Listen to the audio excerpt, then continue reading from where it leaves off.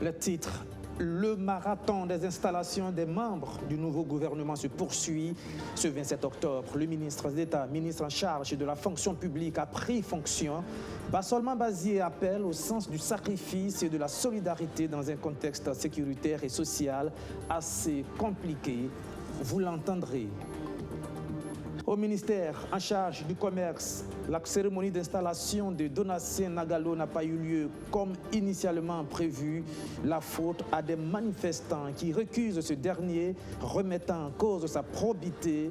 Et bien dans le même temps, plusieurs associations de commerçants apportaient leur soutien au nouveau ministre, dénonçant au passage une manœuvre politique orchestrée par des officines mal intentionnées. Et c'est dans ce contexte que le gouvernement annonce l'ouverture d'une investigation pour faire toute la lumière sur cette affaire. Et puis, dans ce journal également, la Ligue des consommateurs appelle le nouveau gouvernement à se pencher sur le prix des hydrocarbures. Elle essaie ainsi de rappeler au Premier ministre sa presque promesse de possible diminution des prix du carburant. Voilà pour le sommaire. Bonsoir et bienvenue.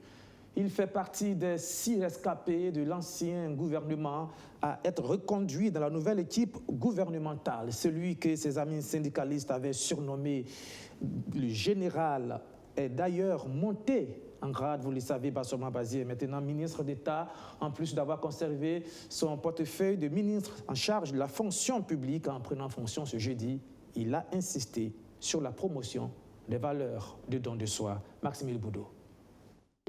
Monsieur Bassolman Bazié, au nom de leurs excellences, Monsieur le Président de la Transition, chef de l'État, et le Premier ministre, je vous déclare solennellement installé désormais dans vos fonctions de ministre d'État, ministre de la fonction publique, du travail et de la protection sociale. Félicitations. Le nouveau ministre d'État, ministre en charge de la fonction publique, reçoit son certificat de prise de fonction des mains du secrétaire général du gouvernement. Reconduit dans le gouvernement qu'il aime, Bassolman Bazié est une personne avisée des maux qui minent les services publics. Pour réussir sa mission, il invite ses collaborateurs au sacrifice et à l'exemplarité. Le ministère de la fonction publique, la protection sociale, doit contribuer ardemment à combattre les maux pour une société de paix véritable. Dire que la responsabilisation de ma modeste personne à ce poste pour le bien-être de notre pays m'impose plus de sacrifices et de combativité afin de contribuer à l'atteinte de ces valeurs. La tâche est immense et le nouveau ministre d'État le sait bien. De la mise à plat des salaires des fonctionnaires à la question de l'UETS, en passant par la prise en compte des nombreuses plateformes revendicatives des agents, l'ancien syndicaliste devra travailler à remplacer le tout pour moi avec le tout pour nous. L'exécution de ces missions exige le renforcement de la solidarité, du sacrifice, de l'exemplarité, de l'humilité, de l'engagement, de l'abnégation. Pour ce faire, nous avons le devoir d'avancer en équipe et de remporter des victoires démocratiques, à savoir une administration publique républicaine et moderne. Dans ce sens, je vous assure de ma pleine et entière disponibilité à remplir mon rôle tout en comptant sur vos compétences diverses, car nous sommes des maillons d'une chaîne et quiconque, fût-il ministre, ne saurait et pourrait seul assumer des responsabilités institutionnelles. Faisant cas de la charte de la transition dans son article 2, dont les principales missions sont entre autres le renforcement de la sécurité et la réponse de la crise humanitaire, le ministre d'État a invoqué la mémoire des martyrs et celui des ancêtres pour faire de l'administration publique un instrument de développement pour la nation burkinabé. Sa prise de fonction à lui a été reportée sous la pression de plusieurs manifestants, des commerçants.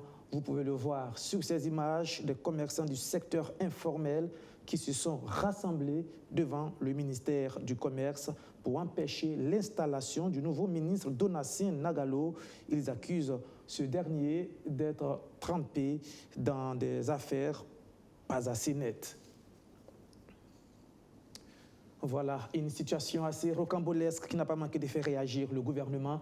Dans un communiqué publié ce 27 octobre, on peut lire ceci. Si la formation du gouvernement ce 25 octobre 2022 suscite beaucoup d'espoir au sein des populations, des voix s'élèvent cependant dans l'espace public pour interroger l'intégrité et la probité de certains membres du gouvernement contre lesquels diverses accusations sont formulées. Et ce communiqué poursuit pour dire « Le gouvernement rassure d'ores et déjà les populations que des investigations sont en cours sur les personnalités incriminées. En tout état de cause, il saura tirer toutes les conséquences découlant de ces investigations. » Communiqué signé du ministre en charge de la communication, porte-parole du gouvernement, Jean-Emmanuel Ouédraogo. Et en attendant que toute la lumière soit faite sur cette affaire, le nouveau ministre du Commerce peut bien compter sur ses soutiens. La coalition des structures syndicales et associatives des commerçants dénonce des manœuvres politiques de déstabilisation et apporte tout son soutien à Donatien Nagalo. Reportage, Luc Pavelgem. Pour une des rares fois qu'un commerçant est nommé ministre en charge du commerce, des organisations saluent ce choix. La nomination de Roch Donatien Nagalo comme ministre en charge du commerce a été saluée par ces structures syndicales réunies au siège du SINACOMB, le syndicat national des commerçants du Burkina, structure de laquelle est issu le nouveau ministre. Elles invitent l'ancien secrétaire général de l'association à ne pas décevoir son milieu d'origine. Les structures des commerçants qui composent tous les marchés de la ville de Ouagadougou disent merci au chef de l'État pour le choix précis d'une personnalité issue du milieu commercial pour diriger le ministère en charge du commerce. C'est le lieu pour nous de demander à M. Roch Donatien Nagalo, qui a des idées de développement de notre secteur d'activité, à ne pas se dérober de ces idéaux qui avaient donné de l'espoir aux petits commerçants. Nous, acteurs du commerce, n'allons ménager aucun effort pour accompagner le gouvernement dans sa quête de restauration, de sécurité et du mieux-être du peuple burkinabé. Si des voix s'élèvent pour critiquer le choix du nouveau ministre, ces commerçants, eux, s'en démarquent et dénoncent une instrumentalisation tout en invitant leurs camarades à se faire enrôler pour la sécurisation du pays. Nous lançons un appel solennel à tous nos membres, en particulier, et la population de façon générale, à s'enrôler sur la liste des VDP pour aider nos FDS à libérer le pays. Enfin, nous invitons tous les commerçants instrumentalisés à se ressaisir pour qu'ensemble, nous puissions développer notre commerce. La coalition des structures syndicales et associatives des commerçants dénonce des manœuvres politiques qu'il y aurait au sein d'organisations de l'économie informelle, toutes choses qui tendraient à diviser les acteurs. Pendant ce temps, la Ligue des consommateurs, elle, interpelle le tout nouveau gouvernement sur la question des taxes sur les produits pétroliers et celle du contrôle du secteur du gaz butane, tentant ainsi de prendre au mot le Premier ministre sur ses insinuations quant à une probable diminution des prix du carburant. Luc Pavelgem. Le nouveau Premier ministre avait déclaré avant sa prise de fonction qu'il verrait dans quelle possibilité baisser le prix du carburant. Eh bien, la Ligue des consommateurs du Burkina répond que c'est bien possible et elle s'explique. Mais nous avons constaté qu'il y a une taxe dont sa présence nous pose énormément de problèmes, tant du point de la satisfaction des intérêts des consommateurs, qu'on appelle communément quoi, taxe sur les produits pétroliers. Mais cette taxe, pour la simple raison que nous consommons du Super 91, nous payons 125 francs par litre. Pour le choix opté sur le gasoil, nous payons 50 francs par litre, soit un cumul de 175 francs.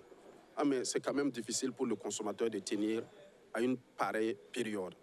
Nous faisons le plaidoyer avec la sortie du nouveau Premier ministre pour ce qui concerne la vie chère, de diminuer de 50 francs sur les TPP Super 91 et de 25 francs sur les TPP gasoil, soit un total de diminution demandée de 75 francs. C'est pourquoi nous disons au Premier ministre que cela est possible. Autre produit de consommation sur lequel l'État doit agir pour mettre fin au désordre qui y règne, le gaz butane.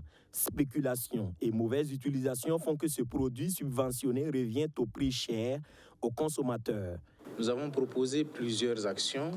Dans un premier temps, il faudrait que l'État prenne ses responsabilités nous avons constaté sur le terrain qu'il y a véritablement un manque de contrôle.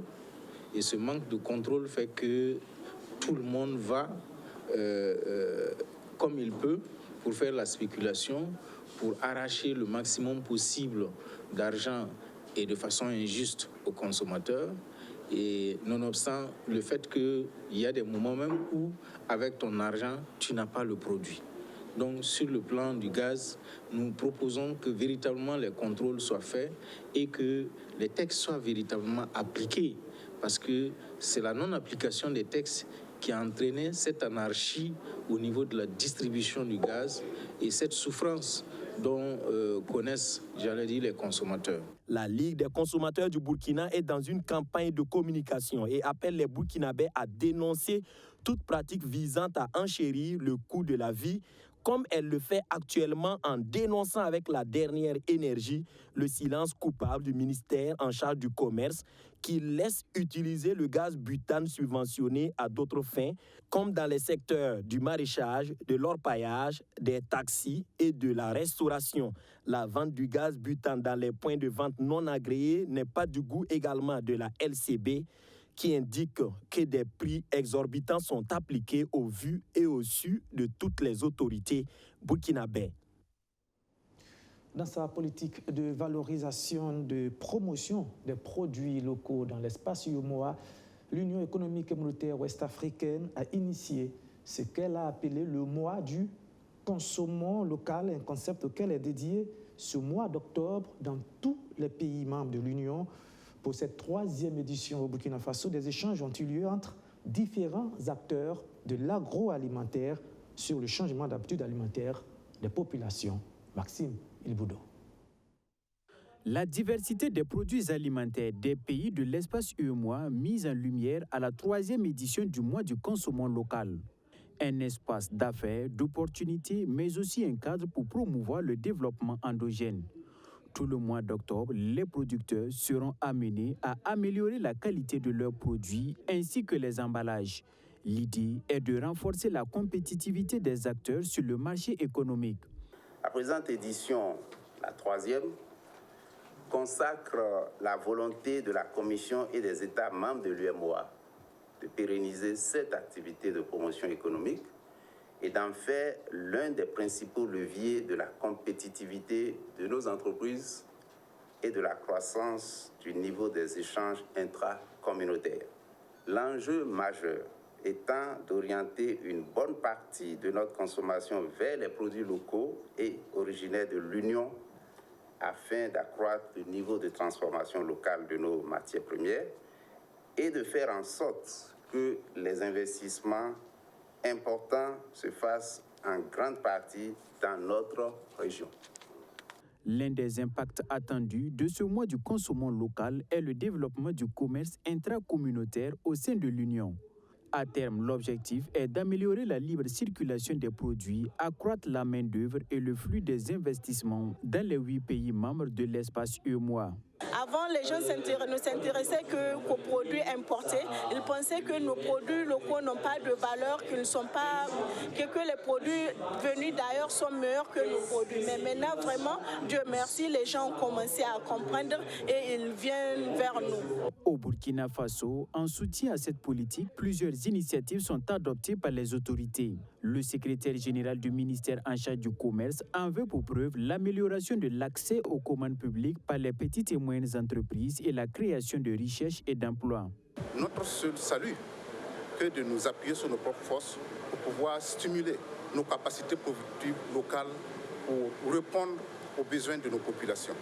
Alors, toutes les politiques d'incitation à la consommation de produits locaux dans les différentes unions se recoupent parce que le potentiel, il est là. Nous avons la possibilité de stimuler l'offre parce qu'il y a des niches qui sont offertes à tous ceux qui veulent investir dans ce domaine.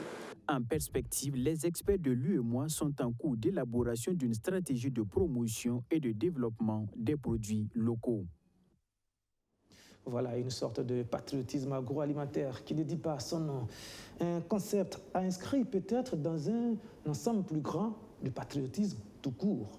À ce moment-là, cela fait appel à d'autres thèmes tels que la citoyenneté, le civisme ou encore la civilité. Des attitudes dont la manifestation et l'expression peuvent varier en fonction des générations auxquelles on appartient et parfois le conflit n'est jamais loin. Et c'est tout le sens de ce dialogue intergénérationnel organisé par le ministère en charge de la Justice en marge de la Semaine nationale de la citoyenneté. Reportage, Luc Pabelgam. Face à la perte des valeurs et à l'incivisme notoire de nos jours au Burkina Faso, le ministère en charge des droits humains essaie pour la 3e fois depuis 2020 le débat intergénérationnel qui, mieux que les anciens, les aînés et les dévanciers, pour transmettre les valeurs morales à l'actuelle génération, dite génération tête baissée. Initié depuis l'édition 2020 de la Semaine nationale de la citoyenneté, le dialogue intergénérationnel se fixe pour objectif général d'amener nos populations à s'approprier des valeurs sociales cardinales de notre pays. Il s'agit de manière spécifique de recueillir des témoignages directs de personnes ressources de diverses sensibilités, de diverses générations sur la portée des valeurs de citoyenneté, de promouvoir la culture de la paix, de la cohésion sociale et du vivre ensemble, de dégager des stratégies pour une meilleure appropriation des mécanismes endogènes de pacification sociale. La Semaine nationale de la citoyenneté est à sa 19e édition et elle se tient du 24 au 27 octobre 2022. La citoyenneté et la paix sont au cœur des débats. Il s'agira de discuter des questions de solidarité intergénérationnelle à cette situation de crise humanitaire et sécuritaire et voir un peu quelle peut être la partition de chaque génération pour la quiétude commune et collective. Comme on aime à le dire, quand le warba se danse dans un plat, il est de bon ton que chaque citoyen valeureux y mette le pied. Donc, qu'on soit enfant, qu'on soit femme, qu'on soit personne âgée, qu'on soit jeune, qu'on soit personne avec un handicap, quelle que soit l'attitude, qu'on soit chef ou qu'on soit simple citoyen, nous avons notre partition à jouer pour que la quiétude revienne. Le dialogue intergénérationnel est initié dans le cadre de la Semaine nationale de la citoyenneté sous le thème « L'expression du patriotisme dans le contexte sécuritaire actuel, moteur de la résilience des populations ».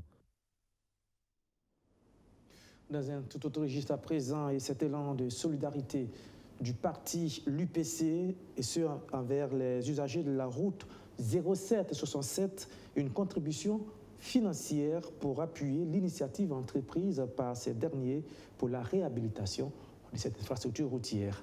Amadou Diko. La rue 0767 ou encore la rue Poussiéreuse.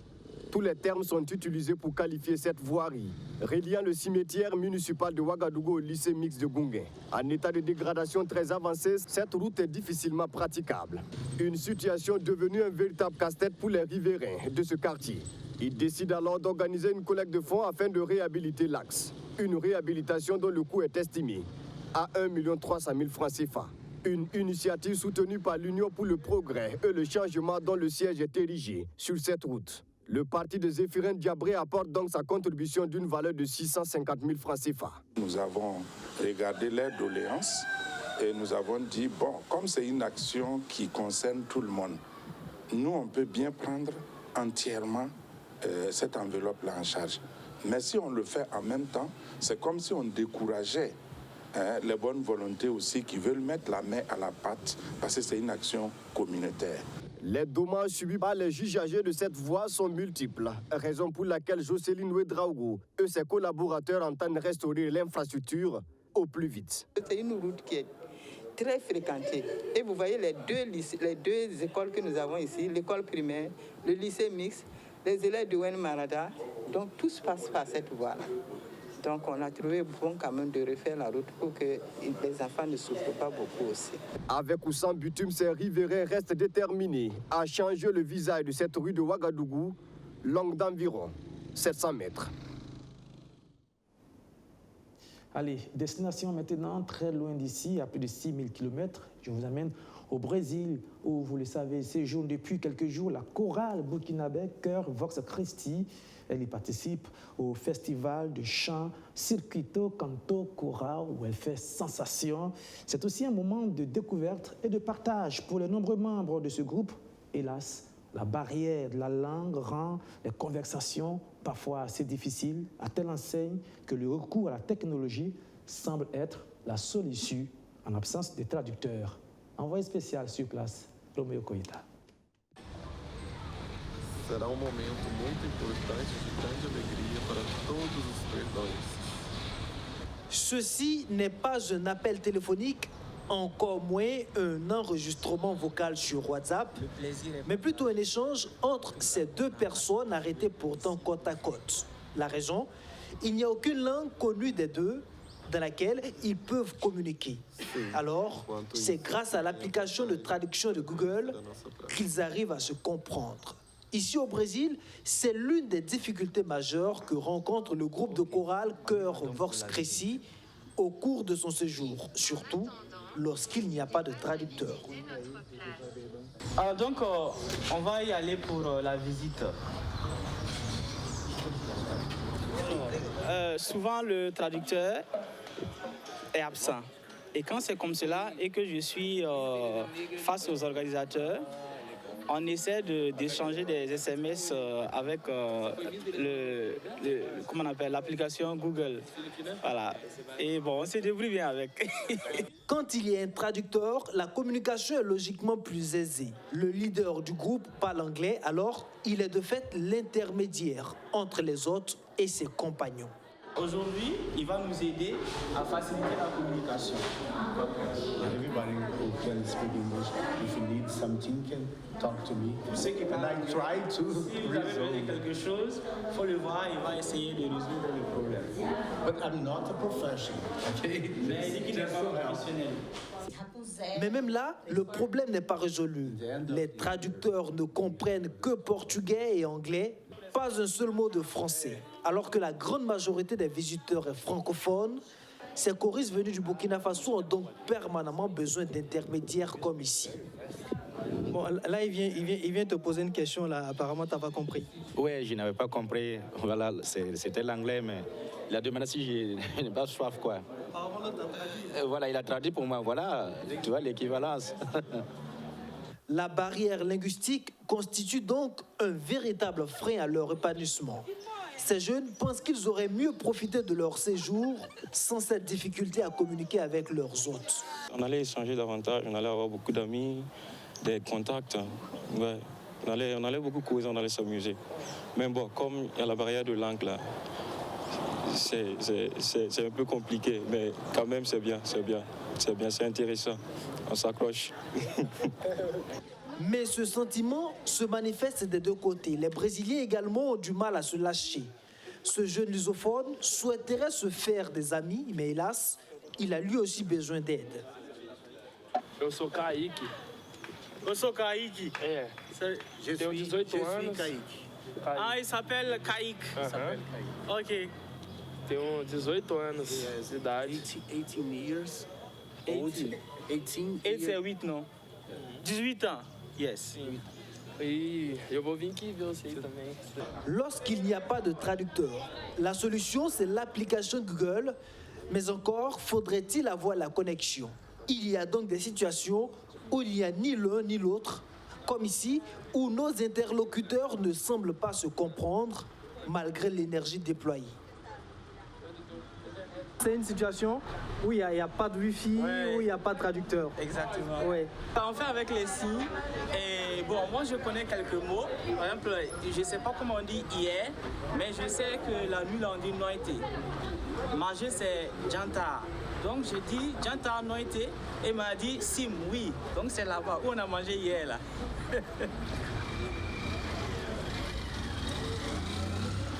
Que ce soit lors des visites, au restaurant ou encore à l'hôtel, c'est la même difficulté. Certains ont souffert de cette barrière linguistique dès l'aéroport. Christian a rejoint le groupe au Brésil 3 jours après les autres.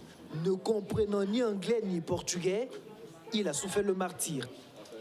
C'était quand même difficile, au moins une heure à demander. dans l'aéroport, qui est très vaste. Ah, ça n'a pas été simple, franchement.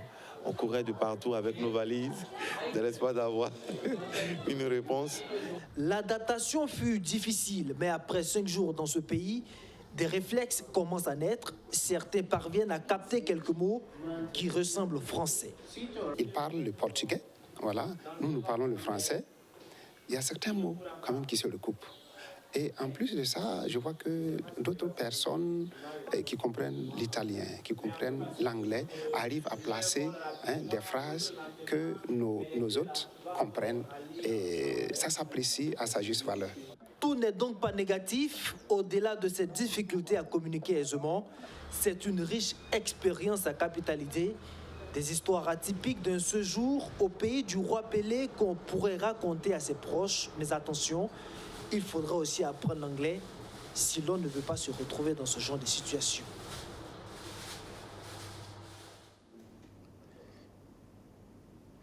Voilà, et c'est la fin de ce journal. Merci de l'avoir suivi. Merci encore une fois de votre fidélité. On se retrouve demain à 19h30. Au revoir.